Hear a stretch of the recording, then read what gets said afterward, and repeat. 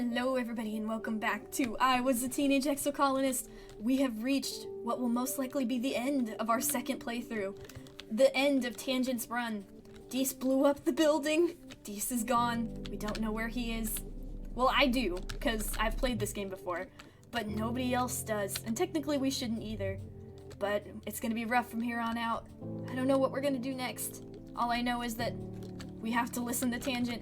We have to do anything, including the plague. Oh no, the investigation into the bombing during the Glow attack continues all month. Governor Lum and his goons can't find a way to pin it on any of the Stratos, and over time, people come to accept that Dees was probably the culprit. The rumor doesn't make anyone feel better, but it does take the heat off the others, including yourselves. As usual for this time of year, your dreams have become more vibrant and invasive. You have trouble distinguishing dream from reality during the day, and you dread falling asleep at night. Huh? How did a hot-eye get into your bedroom? Nope, not this time. I'm waking up. You resist the temptation to chase the little hot-eye and instead lay back down in bed, telling yourself to wake up, wake up. It works. Milky, quiet sunlight pours through your window, flakes of bromide snow piling up against the glass. You feel tired as when you went to bed. It's your birthday. You're 19 years old. Only one more year as a teenager. Oh god, what's gonna happen? You hear Tang's voice before you see her. I've already told you. I have no idea where Dees has gone. Perhaps he's dead. You enter the laboratory and see Tangent talking to someone from command. As Dr. Instance looks on with a concerned look, Tangent is standing her ground. I know it's horrible to say, or even think, but if I say it, will you finally leave me alone? Wherever he is, he's happier for it. Tangent catches your eye and excuses herself, making her way over to you. Pretend you need me for something, she whispers, her voice shaking. I would like to be spared from these vultures. Oh. I tried to hang out with Tang and do super fun times. And we went to the lab. Tang cleans her workstation to prepare to leave with you, but as you take her arm, an alarm goes off. Tang curses and scrambles over to an experiment and turns off the alarm. I seem to have forgotten that this experiment requires a great deal of babysitting, she says. My apologies, but might we stay in the laboratory? There's nothing to be done about it when you're dating a brainiac like Tang, so you pull up a chair and settle in to keep company. It's still nice to spend time with her. I suppose so. Even though I know what she's working on.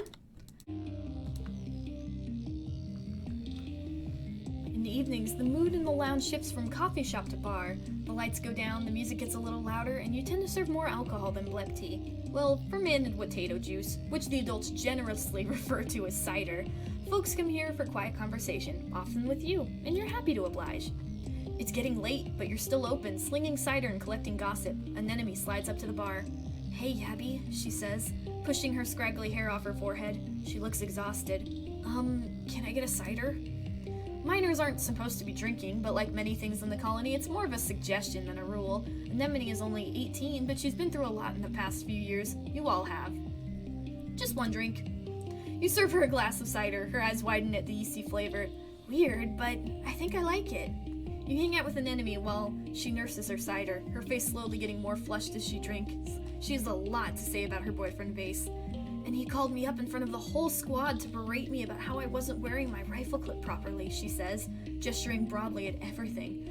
Like, I know he's a lieutenant and everything, but does he have to be so mean about it? Sometimes I think he's harder on me than the other soldiers, she grumps. Like I have to be extra perfect so I don't make him look bad. That doesn't sound healthy. It's just the way he is, Anemone says. He needs everything to be perfect or he gets so angry. That sounds hard to deal with. You're telling me, she says, raising her glass. Boyfriends, right? They're all nullheads. Ah, your boyfriend's being abusive, my girlfriend's engineering a plague. Ah, we just have the funniest partners, don't we? Oh no. Dr. Instance comes in most days to grab a blep tea to go. She has a lot of responsibility and different jobs to do, and unlike Antecedent, she doesn't make it look gracefully effortless. Most days she cuts the line and snaps at you to make her order right away because she doesn't have time to waste. You wonder if maybe the doctor needs to slow down. I'm gonna be a little shit. Wait. She huffs impatiently as you take your time foaming the float cow milk and steeping her a fresh cup of tea, not pouring from a teapot. You insist it will taste better this way. I'm not interested in taste, she snaps. As you dawdle, you overhear Instance recording a message for Tangent with instructions for today's sample analysis. You understand about every fifth word. After she ends the message, she sits down at the bar and drums her fingers on the table. That girl's a genius, you know, she says. Oh, to be that age and brilliant. She clicks her tongue. It's a shame about her family. She doesn't have anyone but me now. She could take it. Her mother couldn't, Instance mutters. Okay, that's a little harsh. She was the ship counselor, you know. We worked closely together on the stratospheric. She hung herself in her office, she tells you plainly. Just one regular day between counseling sessions. Her note said she never should have left Earth, that she thought having children would make her less lonely, but it didn't help. I guess she'd left some man behind on Earth and never got over him. In her note, she talked more about him than her own 2 children. You nod sadly. You remember she died when you were very young, but they didn't tell you how it happened. Instance shakes her head to clear it, and now I've got to do her job along with everything else. You aren't sure if she means raising Tangent or counseling. Strong tea helps, but so does talking to people. Thank you, Yabby. Now are you ever going to finish brewing that blep for me? Now that you've traumatized me, yeah. Being a barista also means learning all the hot gossip you didn't ask for. I guess I was asking for that by working slow, but still. Oh no, I just realized this is where we pulled the coup before, but I'm not doing that now. I haven't done anything about it. Oh, what's gonna happen? Governor Lum enters the colony square to his customary bombastic fanfare. Brass band, red carpet, banners with the Heliopause logo snapping in the hot dust breeze. It's a bit much. The governor gets his usual tithe of applause from die-hard soldiers, but it's obvious how tired and fearful everyone has become in service to his war. You catch Mars's attention and she rolls her eyes and makes a gagging motion. Cal looks sullen and withdrawn, refusing along with the rest of Geophonics to give Lum any applause. Plus, there's Tangent and Instance. You see them off to the side, confirm quietly, and feel the noose of time tighten around your neck. Lum is getting closer and closer to releasing his planet-killing virus. The governor raises his hand for silence, though it's largely unnecessary. Pioneers of Vertumna, he begins. We stand here today not shivering and quaking in fear, but with our hands around the neck, he makes a ringing gesture, of the planet herself. Before he can continue, Mars leaps to her seat and runs to the front of the stage. A ripple of fear goes through the crowd. You remember what happened to Utopia last year. It doesn't have to be like this, she cries, speaking to the crowd. We don't have to listen to him. He's just a bully with a gun, like the ones we left behind on Earth. I'm gonna watch in horror this time. She turns to the council. Why are you just sitting there? Come on, aren't you going to do anything? The council look at each other. Rhett seems unmoved, and Utopia shrinks in on herself, holding her hand to her chest. Aunt Anne looks concerned, but fearful of Lum. Instance is grim, and Seek just waits to see what happens. Only Cal looks enthusiastic, but as the youngest member on the council, he's outmatched. Lum gestures sharply to his guards, and Mars is seized and taken out of sight. In the uncomfortable silence that follows, the governor strides to the front of the stage and looks down on the crowd. As I was saying, you can trust me to lead this colony and humanity into a new era, he says. An era of peace and prosperity, where we no longer need to fear the creatures that come out in the night. He raises his fist to the sky. This planet is rich, he cries. It is the Earth we were promised, unscarred by the mistakes of our forefathers. Here, we will become what humanity has always strived to become, caretakers of a new garden, children of Earth. People cheer, spurned on by Lum's display of dominance. Lum looks upon the crowd with pride. Pioneers, we're so close, he says. Soon this planet will be ours, and all her riches and wonders with it. But first, he continues, we need to adapt the harsh realities of our current world. He gestures to the council. I know you all love your council, but it's time we thought about the future. We need to guard the colony leadership, he says with some disdain, against sudden upheavals, deaths, imprisonments, and the like. I've decided to instate a second position for each seat on the council, he announces.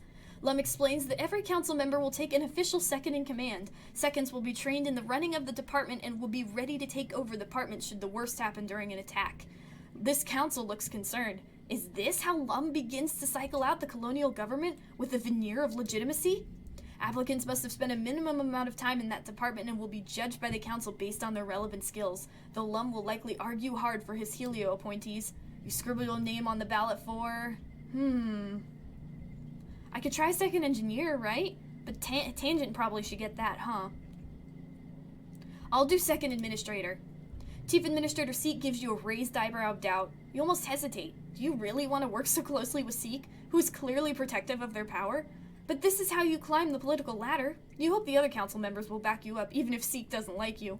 The council discusses all the nominees at length, and then, unfortunately, you just don't have the chops for the position. Someone you don't recognize from the heliopause is chosen instead. On the sidelines, you can see Mars sulk, surrounded by Lum's personal guards. If only she had been less brash or more experienced, the council would have argued in her defense. When the voting is concluded, Seek announces the name of the newly appointed seconds. The Helio appointed to the second administrator waves to the crowd. Must be one of Lum's people. Vase is appointed to second security officer under Rhett. He gives a little speech essentially congratulating himself and promising to single-handedly win this war. Tangent stands proudly in her rightful place at Chief Engineer Instant's side as her second.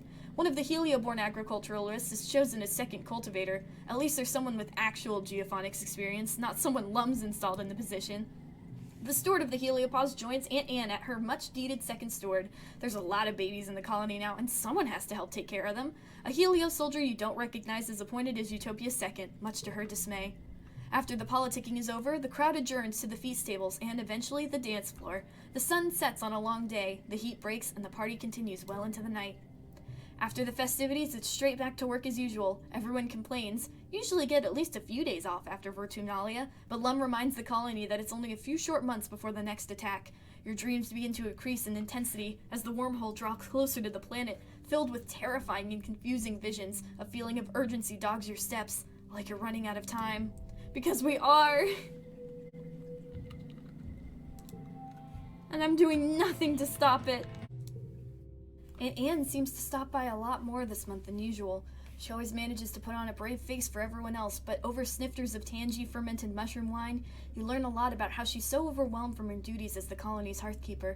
Between running the kitchen, supervising the new creche, and helping the new parents with the colony's precious first babies, and continuing to provide guidance to all her children, you and your friends, she's just as stressed as the other department heads. Sure, Rhett leads the soldiers and Instance is pushing the bounds of science, but Anne is holding the center. Sounds like a heavy burden. It's good she has you.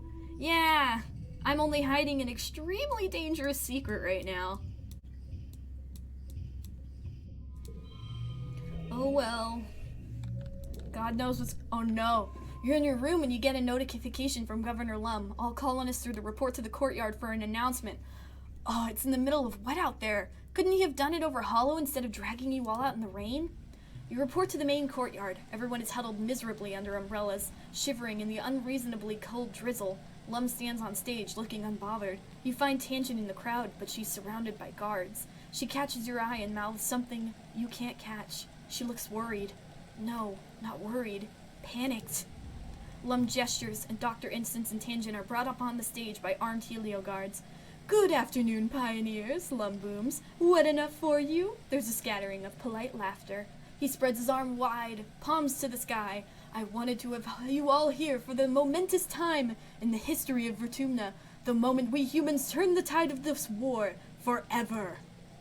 As his word, hundreds of drones buzzed overhead. They looked like watering bots, all affixed with spray nozzles. The crowd gasps as they begin to emit some sort of aerosol, quickly mixing with the rain as the drones take off in all directions. Thanks to our eggheads in engineering, Lum says, bringing Instance and Tangent forward, we're never going to have to worry about being attacked ever again. I give you the cure for all our troubles. There's an acid, chemical taste in your mouth. It begins to water relentlessly, pushing out the whatever it is. Stars. Is it some kind of toxin? A pesticide? In just a few short weeks, Lum announces, everything on this planet larger than a fly will be dead. Except for us, of course. Shocked silence. Cal cries out and falls to his knees. All the farm animals, he yells. All our pets. They're all going to die. We're all going to die. What have you done? Lum raises his hands placatingly. There will be some losses, like the native livestock, but we don't need them anymore. Soon we will take down all the walls and expand the farms as far as we want, he adds. The entire planet is ours now. You look around at all the astonished faces. Many people are crying. It's okay. They'll come to realize, as you did, that this is for the best. If not for the planet, then for humanity. And isn't that what really matters? Exactly as planned. Lum waves Instance forward and addresses the crowd. It's as the governor said, she says, sounding strained. The virus we've engineered employs the same pathways we discovered while researching the Shimmer sickness. The spores we call Shimmer act as a biological communication network between all species of Vertumna. By blocking the chemical receptors, we've cut off that communication at a cellular level. In any xenofauna more complicated than an insect, this death causes death within hours. As the virus spreads, populations will crumble, then species, and eventually entire ecosystems. She glances at Lum, who looks smug, before continuing. The environment will change drastically. We may need to weather a period of instability.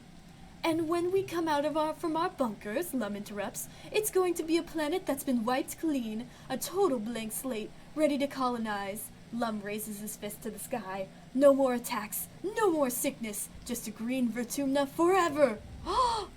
On the stage, Tangent is crying openly as Lum grabs her arm and thrusts it into the air in victory. The noise from the crowd is deafening, a mixture of cheering, screaming, and crying. Some people at the front surge towards Lum, but are held back by his personal guard. Tangent stumbles off the stage as soon as Lum lets go of her arm. Comfort Tangent. She resists at first, thinking you're just going to yell at her like everyone else, then haltingly begins to explain. I didn't want to do it, she sobs. We were just researching xenobiology, like we were supposed to, but Lum wanted us to work on a super weapon. We knew we could do it, but Instance didn't want us to use the research like that. Lum, he forced us to.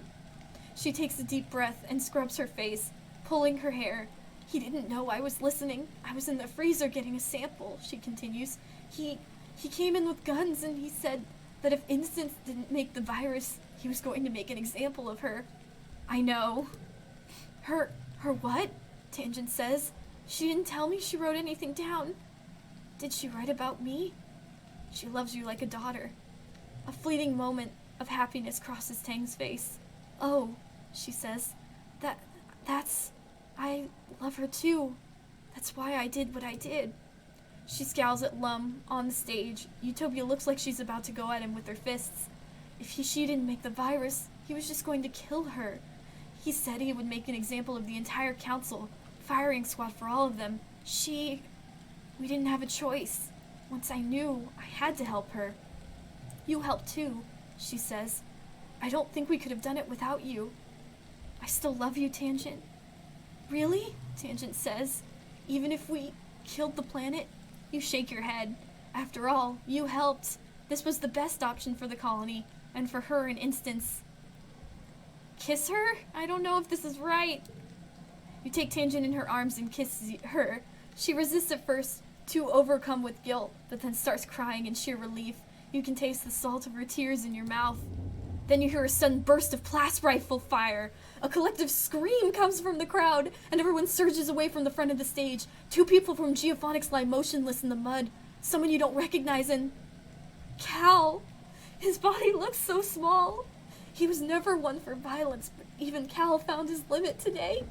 Green Vertumna forever, Lum begins chanting, before being ushered off stage by his honor guard. His supporters take up the chant, and the crowd dissolves into a riot. Overhead, you can hear the hum of drones becoming more distant as they speed off to deliver their genocidal payload.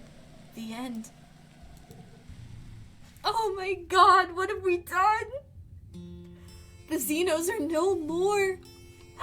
Oh no! Oh no, that's a Unisar! Tangent's cure. Oh no! As Governor Lum predicted, anything larger than an ant dies within a couple seasons. This cure spreads like a virus throughout all of NATO xenofauna, and many of the trees and other exoflora too, as the line between creature and plant is blurry on Vertumna. The die-off is massive, rotting biomatter and fungal blooms choke the planet. You and the other humans take shelter inside the heliopause, relying once more on hydroponics and life support. Lum's power grows as a year passes, then 5, then 10, while outside the planet struggles to find a new equilibrium. Vertumna cools by entire degrees, which is enough to take out even those species that survive the virus. Some of the colonists succumb to a sort of wishful thinking conspiracy, whereby Lum was only lying about the virus in order to force everyone inside, so he could control the colony under a fascist police state. It sweeps through the colony, igniting police riots and unsuccessful takeovers. When you emerge over a decade later, it's to a planet you hardly recognize. Swarms of insects roam over a decimated landscape, scrubbed clean of Vertumna's native biodiversity. The planet's ecosystem is crippled, but yours for the taking. The bots recolonize the planet first, seeding the fecund, newly nitrogen-rich soil with earth plants. Within a few years, it's safe for humans to leave the heliopause. You feel the breeze on your face for the first time in over a decade.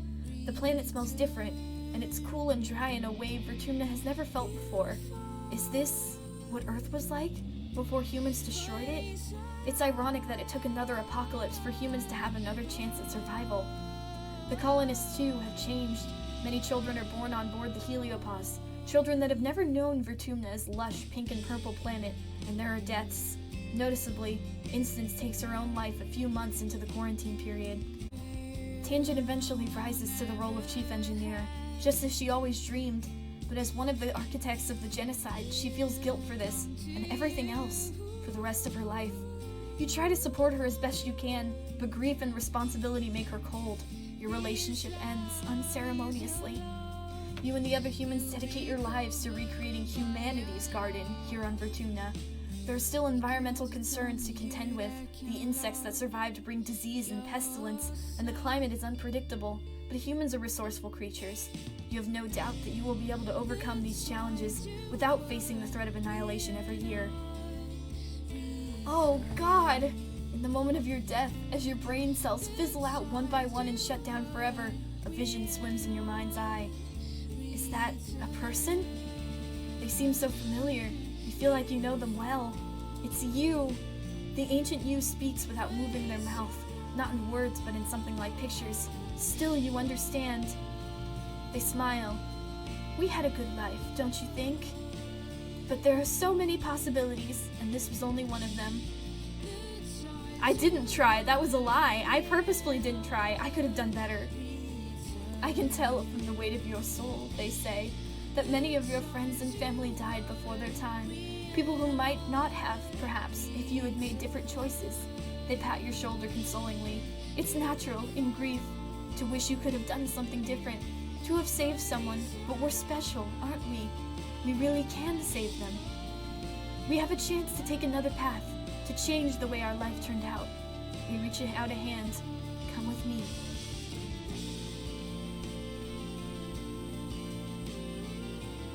Oh my God! Oh my God! We killed everything! Oh my God, would the gardeners have even survived that? I don't think it's possible. Oh my God, that ending was horrible! Horrible, like it was good, it was really good, but it was also horrible. Oh my God. Oh my goodness, I don't even know what to do now. Where do we go from here? What's our next run gonna be? Oh, you guys will have to let me know in the comments below, okay? Because I really don't know what we should do next. After an ending like that?